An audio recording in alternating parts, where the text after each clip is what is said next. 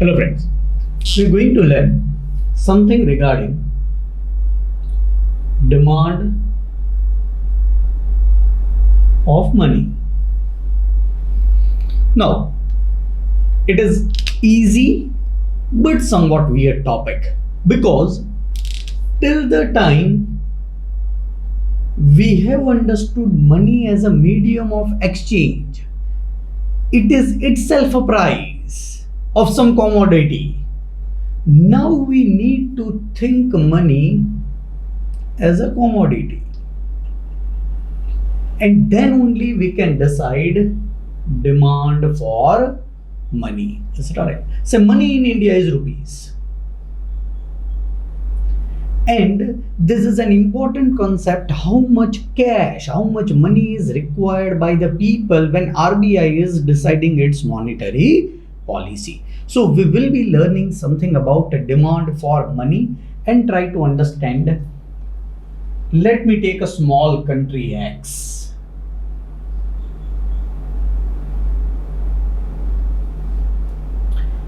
How many people are staying in this country? Only one. It is not possible practically, but theoretically, let us take there is only one person who is available. Is it alright? And he is having rupees 100. He is having one note of rupees 100. That's it all. There is also government in this particular country with one person. There is also a government, and this is a theoretical assumption. Try to understand now what is demand for money. Is it alright? Government says to him that if you purchase this bond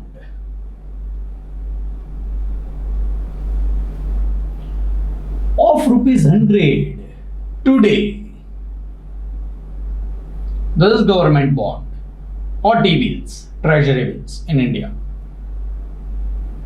they will be giving you 110 rupees after 1 year.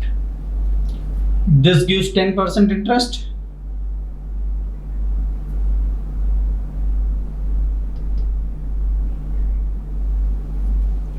Is it alright?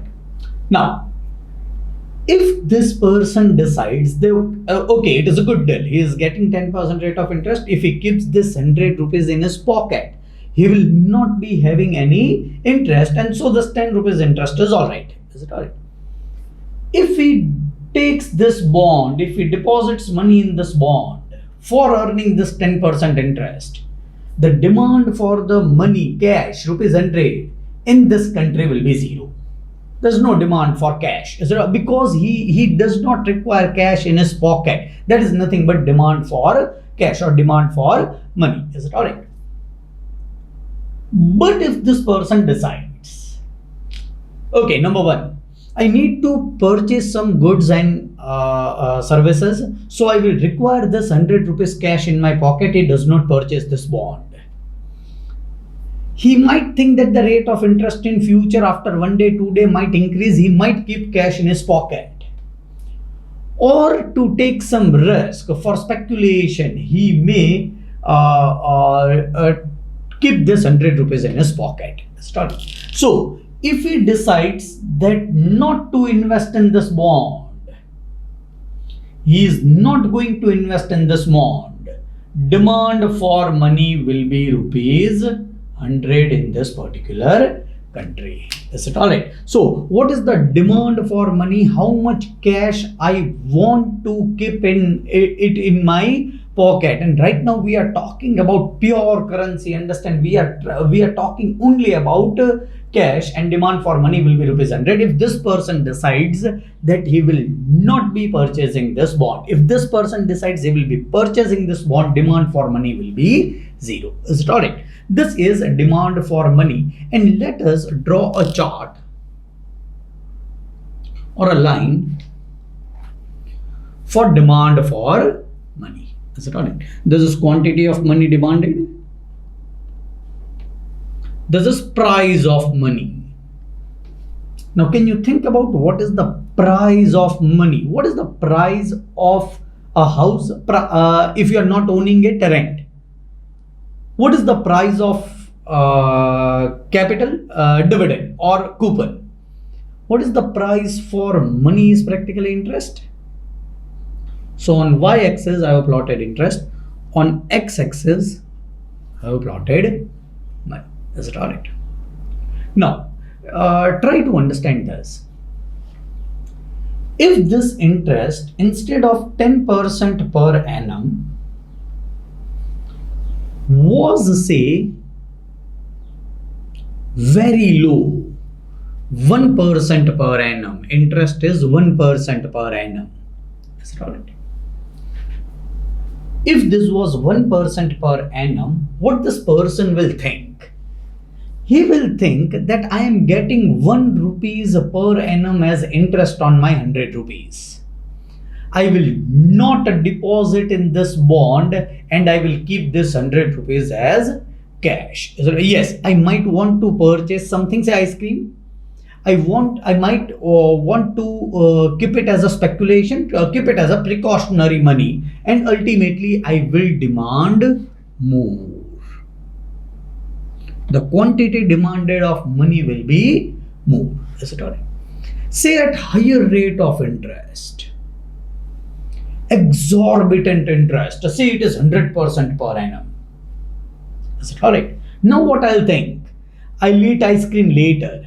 Even if there is some precautionary measure, I'll be taking it later. Even speculation, it is already 100%. Now it is at right now time to invest the money. This person will be investing the money, and what we have understood, if he invests the money in the bond, the money demanded will be zero in this case, because there is only one person. In real market there are n numbers of person. So whenever the interest rate goes high, the demand of the money will be lower. Here the demand is higher, interest rate is lower. Demand of money is lower, interest rate is higher. So quantity demanded will be lower when the interest rate is higher. Quantity demanded will be higher when the interest is lower. Is it alright? Now, if you plot this on the graph, it will look like normal demand curve, and this is nothing but demand curve. Is it alright? Now, what does Keynes says? He explains 3 factors for demanding the money. Is it alright? He says there are 3 factors, or in his language, 3 motives for demanding the money. Is it alright? 3 motives of demanding the money given by Keynes. Etc. Number 1 is a transaction motive.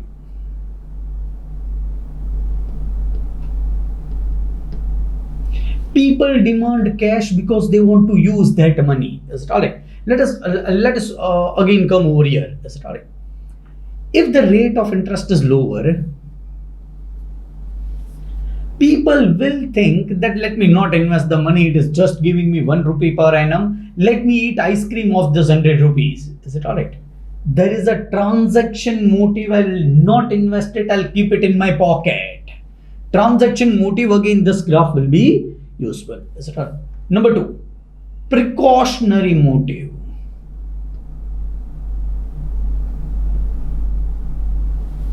Now what is precautionary motive? Understand. Each and every individual as well as businessman keeps money aside so that there might be some unforeseen expenditure for which they can utilize the money. Now, in technical language, this might feel as a difficult point, but try to understand in our day-to-day life also.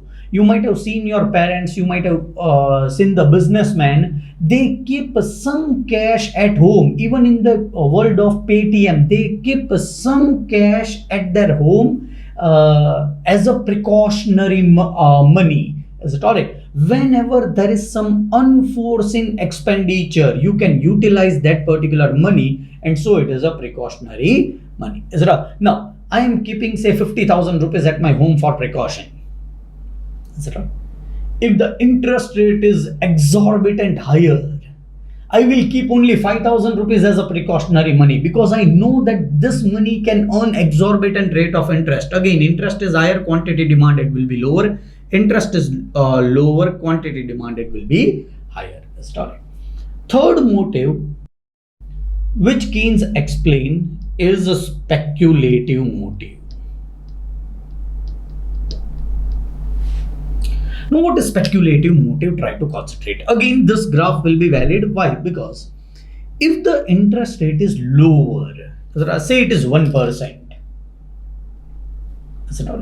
what is required rate of interest for the investor or this particular person is say 8%.